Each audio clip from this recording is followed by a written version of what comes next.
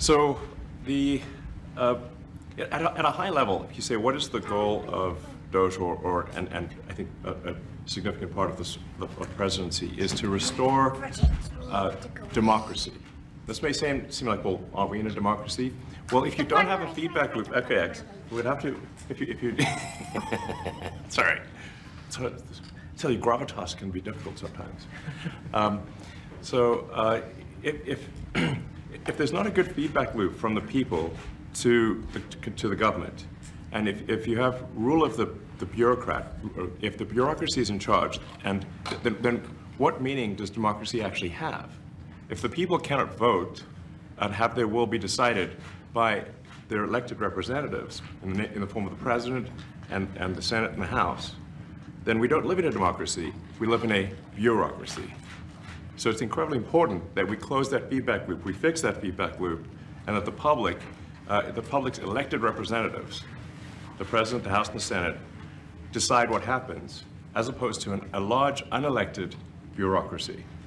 This is not to say that there are good people who are in the federal bureaucracy, but you can't have an autonomous federal bureaucracy. You have to have one that is responsive to the people.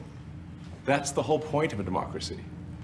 And if you looked at this, if you looked at the founders today and said, what do you think of the way things have turned out? Well, we have this unelected, fourth unconstitutional branch of government, which is the bureaucracy, which has, in a lot of ways, currently more power than any elected representative. And this is not something that people want, and it does not match the will of the people. So it's just something we've got to fix. And then we've also got to address the deficit. So we've got a $2 trillion deficit, and if we don't do something about this deficit, the country's going bankrupt.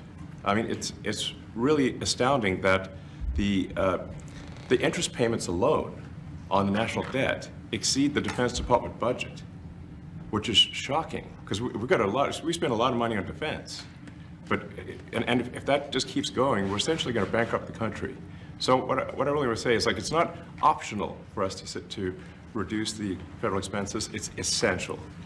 It's essential for America to remain solvent as a country, and it's essential for America to have the resources necessary to provide things to its citizens and not simply be servicing vast amounts of debt.